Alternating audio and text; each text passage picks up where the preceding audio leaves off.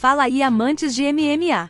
Bem-vindos ao canal Passando a Guarda. Curte, comente, compartilha e se inscreve aí para ficar atualizado com as últimas notícias no mundo da luta. Vamos para mais um giro de notícias. E na primeira notícia, Dana White diz: Henry Cejudo já se aposentou uma vez. Então não houve entrevista com Joe Rogan após a derrota no UFC 298. Cejudo tirou suas luvas após perder por decisão unânime para Merab Dvalishvili no sábado no Honda Center, o que ele disse que faria se perdesse. No entanto, Cejudo nunca teve a chance de falar sobre seu futuro no momento imediato após a luta porque não recebeu uma entrevista no octógono após a luta. White não tinha intenção de dar o microfone para Cejudo se ele perdesse. Ele foi crítico da aposentadoria de Cejudo em maio de 2020 e não queria vê-lo roubar o brilho de Dvalishvili. E nas palavras dele ele diz assim: Henry Cejudo já se aposentou, ok? Ele fez todo o negócio de largar as luvas, disse White ao MMA Junkie e outros repórteres após a luta no UFC 298.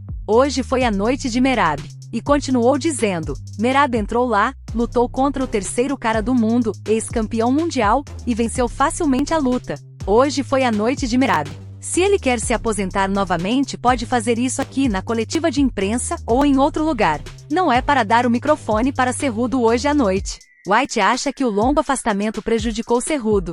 Quando Cejudo se aposentou em maio de 2020, ele estava em uma sequência de 6 vitórias consecutivas, incluindo vitórias de título sobre Demetrius Johnson, TJ Dillashaw e Dominick Cruz. Mas desde que saiu da aposentadoria em maio passado, Cejudo perdeu 2 lutas consecutivas para Aljamain Sterling e Dvalishvili. White continua dizendo: Na minha opinião, você não pode ficar 3 anos afastado dos esportes de combate, disse White. Nunca deu certo para ninguém, e Cejudo parecia ótimo no primeiro round. Achei que ele começou a cansar no segundo round. Merab apenas ficou mais forte conforme a luta avançava. Na minha opinião aqui nesse News Roundup eu acredito que Cejudo perdeu a credibilidade com Dana White quando se aposentou por questões financeiras pois gostaria de receber mais. Todo mundo sabe que o presidente do UFC não gosta de ser colocado contra a parede por empresário, muito menos por lutador. Cejudo tinha suas motivações para pedir um aumento depois de conversar com outros lutadores que fazia muito mais dinheiro do que ele nas lutas. Porém ele nunca foi um grande vendedor de pay-per-view e nem nunca foi grande em redes sociais com engajamento de fãs. E tudo isso conta muito para o UFC. Acredito que na cabeça de Dana White passa algo como: e se ele se aposenta novamente e passa um ano e resolve voltar? Descredibiliza o ato de se aposentar no UFC, fora que ofusca a vitória dominante de Dvalishvili.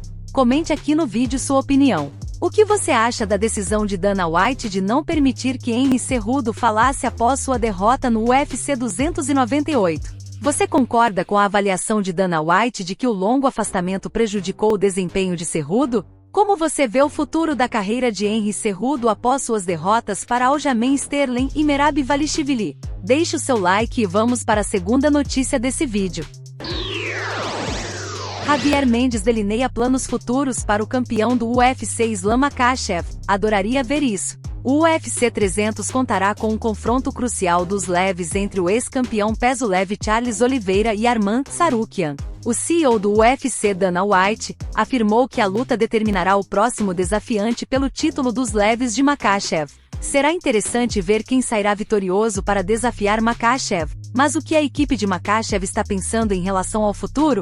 Roteiro de Islam Makhachev, segundo Javier Mendes durante uma entrevista ao Cassino Alpha. Mendes expressou seu desejo de ver Islam Makhachev lutando dentro de uma arena histórica, além dos oponentes que estão no radar de seu lutador, via MMA Fighting. E ele disse: depois do Ramadã, espero que o UFC marque uma luta para Islam no Madison Square Garden. Apenas porque é bom para sua visibilidade lutar nos Estados Unidos, disse Mendes ao Cassino Alpha. Isso é o que eu gostaria, mas por enquanto não há luta no horizonte para ele. Tenho certeza de que em breve o UFC anunciará um retorno para ele, mas ainda não. Justin Gaethje, Charles Oliveira e depois o título dos meio-médios. Essas seriam minhas 3 próximas lutas para Islam. Gostaria de ver Islam se tornar o campeão mundial dos meio-médios em 2025. Eu adoraria ver isso, e sei que ele também. Se conseguirmos 2 lutas este ano, quem sabe, você pode ver o UFC oferecendo a ele uma chance pelo título mais cedo. Makhachev tem compartilhado seu objetivo de um dia conquistar o campeonato peso leve do UFC. Se ele conseguir superar seus desafiantes restantes nos 155 libras, ele poderá se colocar em uma posição privilegiada para alcançar exatamente isso. Diga nos comentários o que você acha. O que você acha da estratégia de Javier Mendes de programar lutas para Islam Makhachev nos próximos anos? Você concorda que uma luta no Madison Square Garden seria benéfica para a visibilidade de Makhachev nos Estados Unidos? Como você vê as chances de Islam Makhachev se tornar campeão dos meio-médios até 2025, conforme mencionado por Mendes? Queremos saber a sua opinião. Agora vamos para a última notícia. Sean O'Malley aberto a enfrentar Merab Dvalishvili, muito batível, após o UFC 299, mas ainda quer o assustador Ilia Topuria. Sean O'Malley teve uma visão do futuro oponente no UFC 298, de uma forma ou de outra. O'Malley fará a primeira defesa de seu título peso-galo do UFC em 9 de março em uma revanche contra Marlon Chito Vera no UFC 299. E se sair vitorioso, ele poderá acabar lutando contra uma das estrelas do card de sábado.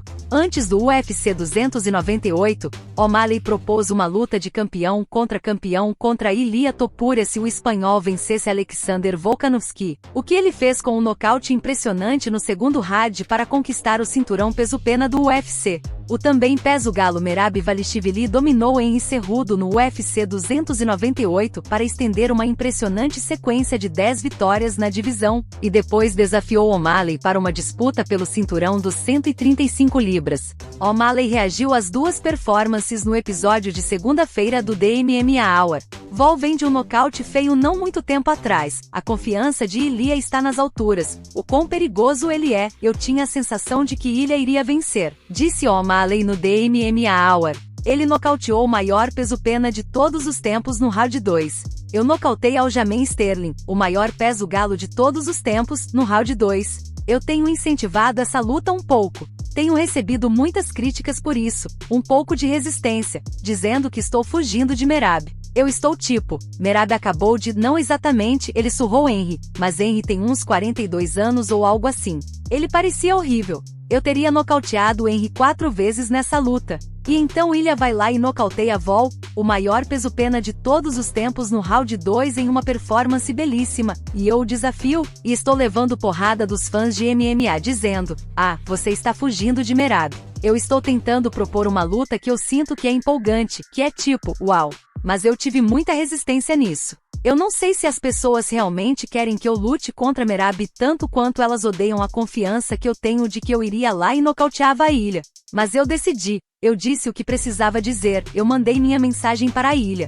Se Merab é o próximo, Merab é o próximo. Eu posso enfrentar Ilia quando quiser, quando chegar a hora.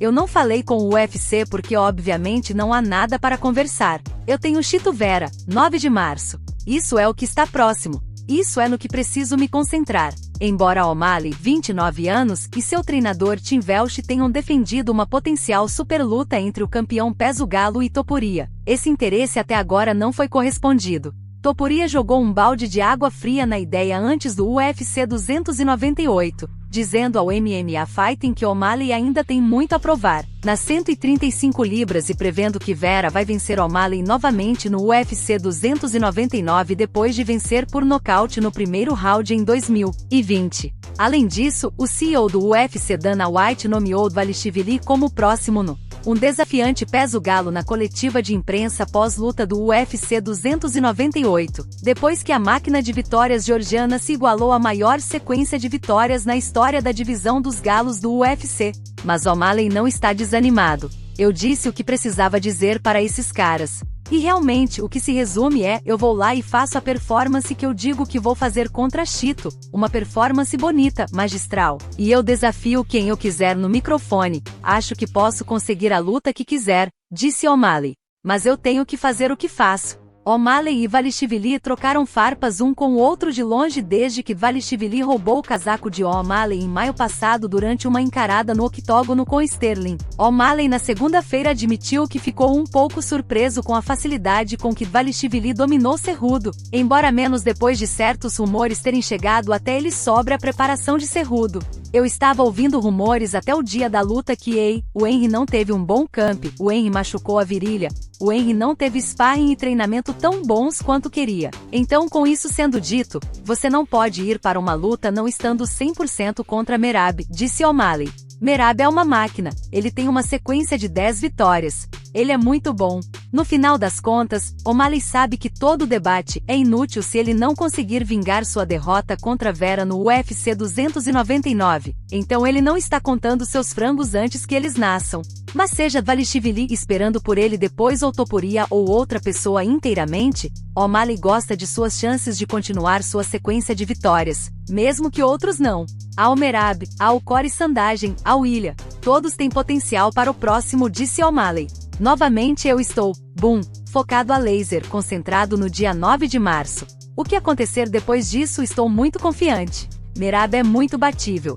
Henry quase nocauteou ele, Marlon Moraes quase nocauteou ele. Merab tem um gás louco, ele tem uma boa luta agarrada, e ele é um adversário perigoso. Quando penso em um oponente assustador, do tipo que me faz tremer, esse é o Ilya. Ilya me dá essa sensação de, ele poderia apagar suas luzes e mudar sua vida. Isso é um oponente assustador. Merab é um adversário perigoso, ele só tem esse bom condicionamento físico, e ele pode eventualmente apagar suas luzes depois que você se cansar, mas ele não é como um finalizador. Ele não finalizou o Henry. Então vamos ver. Eu gosto de grandes lutas. Merab, não estou dizendo que isso não seria bom, mas o que se resume é, o que as pessoas realmente querem ver. Se elas querem ver Merab, é isso que vem a seguir. Mas de novo, eu odeio até falar sobre isso, eu tenho Chito na minha frente. O que você acha da postura de Sean O'Malley em relação à escolha de seus futuros oponentes? Você concorda com a avaliação de O'Malley sobre as performances de Merab Dvalishvili e Ilia Topuria? Qual seria o próximo passo mais lógico para O'Malley após sua luta contra Chito Vera no UFC 299? Este é o canal Passando a Guarda. Curta, comente, compartilhe e inscreva-se para ficar atualizado com as últimas notícias no mundo da luta. Na tela você vê nossos vídeos de notícias mais recentes, clique e assista. Você vai gostar. Até a próxima, campeão, e mantenha sua guarda alta.